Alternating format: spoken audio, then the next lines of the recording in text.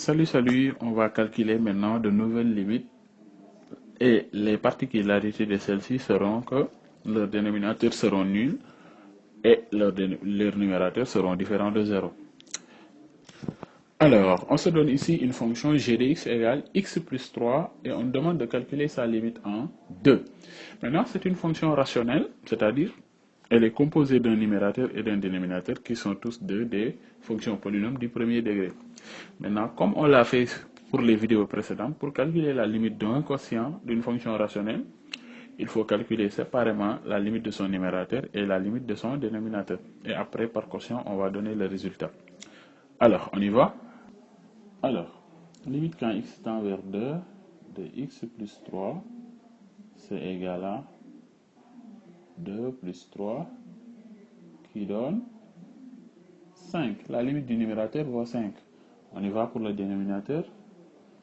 Limite quand x tend vers 2 de x moins 2. Là aussi, on remplace directement le x par 2 et on aura 2 moins 2 qui donne 0. Alors, dans votre cours, on vous a certainement précisé que si vous avez réel sur 0, ça donne infini et on utilise le mot roi pour s'en souvenir. Alors, on ne divise pas par 0, c'est la raison pour laquelle on calcule séparément la limite du numérateur et celle du dénominateur. Donc, on a ici une information, c'est laquelle?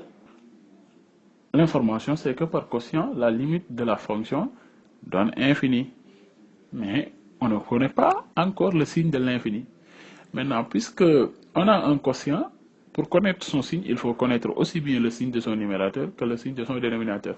Alors, on avait trouvé 5 pour le numérateur et on sait que 5 est une valeur positive, donc ça ne pose pas de problème. Maintenant, le 0, quel est le signe de 0? On ne connaît pas. Et pour cela, il faut dresser un tableau de signes à l'intérieur duquel vous allez mettre le dénominateur et étudier son signe. Pour cela, on va posons le dénominateur égale 0. X plus 2 égale 0. Naturellement, c'est 2 moins 2 qui l'annule. Donc, on a ici x moins 2, attention. Alors, c'est x moins 2, donc c'est 2 qui l'annule. Et on va dresser un tableau de signes.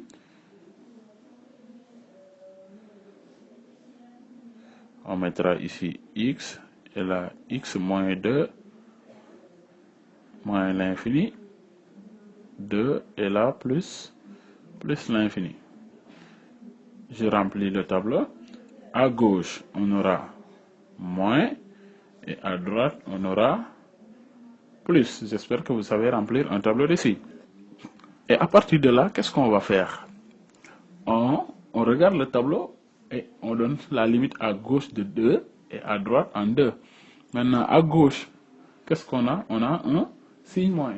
Cela veut dire que limite, quand x tend vers 2 moins, ce moins-là symbolise qu'on est à gauche de 2. Ce n'est pas un signe, mais c'est une position. Le moins, quand il est sous la limite, cela indique une position. Maintenant, moins veut dire gauche, plus veut dire droite. Par contre, s'il est accompagné de 0 comme résultat, finalement, ça va donner un signe. Alors, limite quand x tend vers 2 moins, c'est-à-dire nous sommes à gauche en 2 de x moins 2, ça donne quoi? Ça donne 0, 0 moins. Pourquoi? Parce qu'on est là et à gauche, on a un signe négatif. Par contre, ce signe, c'est bien un signe moins. Pourquoi? Parce que c'est un résultat. Par contre, celui qui est sous la limite nous indique une position. Attention, il n'est pas dit qu'à chaque fois qu'on est à gauche, on aura un signe moins. Non. On peut donner un contre-exemple après. Et dans ce cas, on va dire limite quand x tend vers 2 moins de x plus 3 sur x moins 2 égale tout simplement à moins l'infini. Donc le signe que nous étions en train de chercher ici, à gauche en 2, c'est moins l'infini.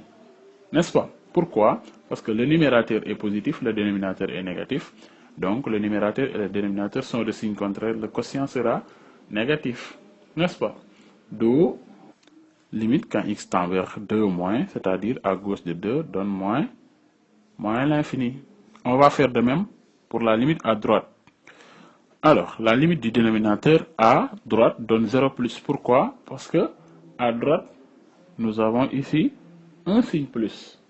À chaque fois, le signe que nous avons à la position, c'est le signe que nous allons répertorier. C'est la raison pour laquelle ici on a 0 plus. N'est-ce pas? Donc, par quotient, on aura limite quand x tend vers 2 plus 2x plus 3 sur x moins 2 égale à plus l'infini. Pourquoi? Parce que le numérateur qui est ici 5 est positif, le dénominateur c'est ici 0 plus est positif, donc le quotient de deux nombres positifs reste positif, d'où la limite quand x tend vers 2 plus de g de x donne tout simplement plus l'infini. J'espère que c'est clair. Alors, j'espère que cette partie est claire. Si c'est le cas, on va passer pour un nouveau exemple. Alors ici, on se donne une fonction f de x égale x carré moins x plus 3 sur moins x plus 1. C'est elle aussi une fonction rationnelle. Donc, de la même manière que tout à l'heure, on va calculer la limite du numérateur très rapidement. Alors, limite quand x tend vers 1 de x carré moins x plus 3 égale, on remplace directement 1 au carré moins 1 plus 3. Ceci est égal à 1 moins 1 plus 3. Finalement, on va trouver tout simplement 3. Donc, la limite du numérateur vaut 3.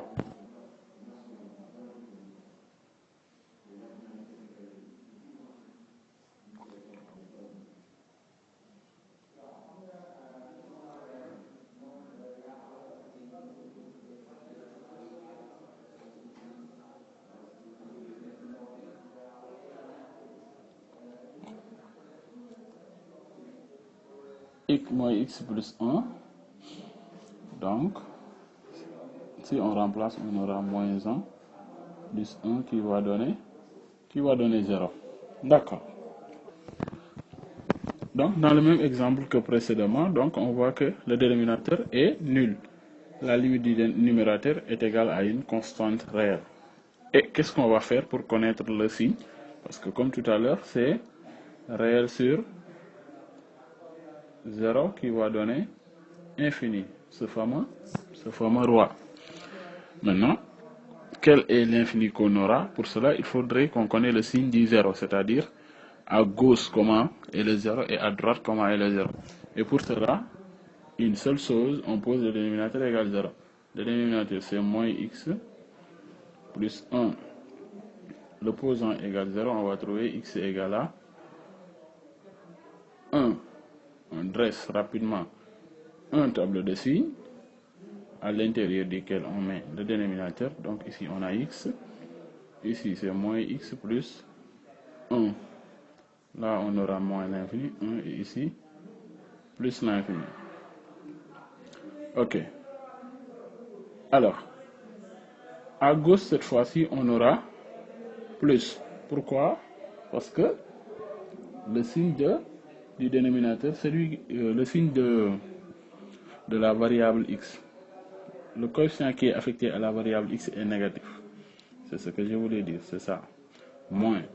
Donc, signe contraire de a avant le sens de variation, après signe de a après le sens de variation. Qu'est-ce que je remarque à partir de là? Je remarque que à gauche, le signe est positif. C'est ce que je disais tout à l'heure. Dans l'exemple précédent, qu'est-ce qu'on avait? À gauche, regardez bien, à gauche, on avait ici un signe négatif et à droite un signe positif. Donc cela veut dire que le signe du dénominateur n'est pas connu à l'avance. Est-ce que c'est clair? Ici à gauche on a un plus, ce qui veut dire que limite quand x tend vers 1 moins, ce moins symbolise que nous sommes à gauche maintenant de moins x plus 1 va donner 0 plus. Pourquoi? Parce que encore une fois à gauche on est là. J'espère que c'est clair. Donc par quotient on aura, limite quand x tend vers 1 moins, pour symboliser qu'on est à gauche, de x carré moins x plus 3 sur moins x plus 1 est égal à tout simplement plus l'infini. Plus l'infini. Pourquoi plus l'infini?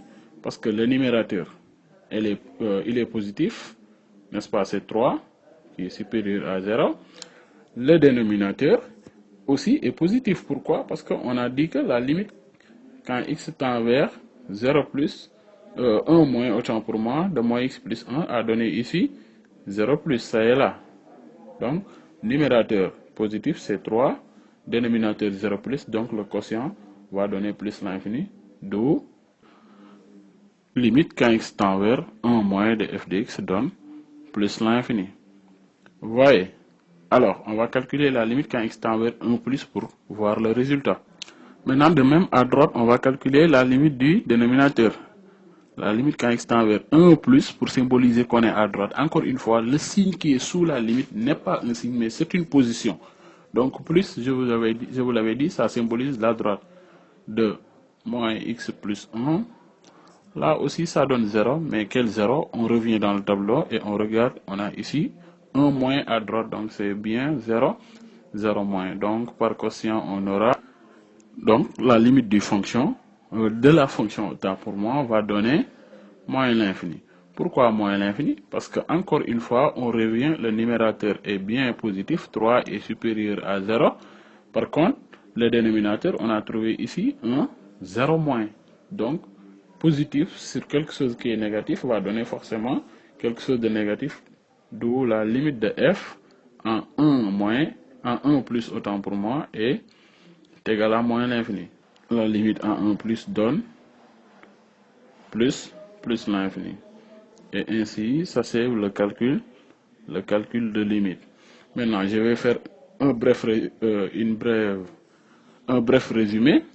Donc, si nous avons une fonction quotient dont le numérateur est un réel non nul, c'est-à-dire différent de 0, et le dénominateur donne 0, donc le résultat va donner toujours infini.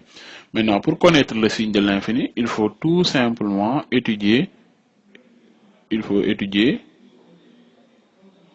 le signe du dénominateur.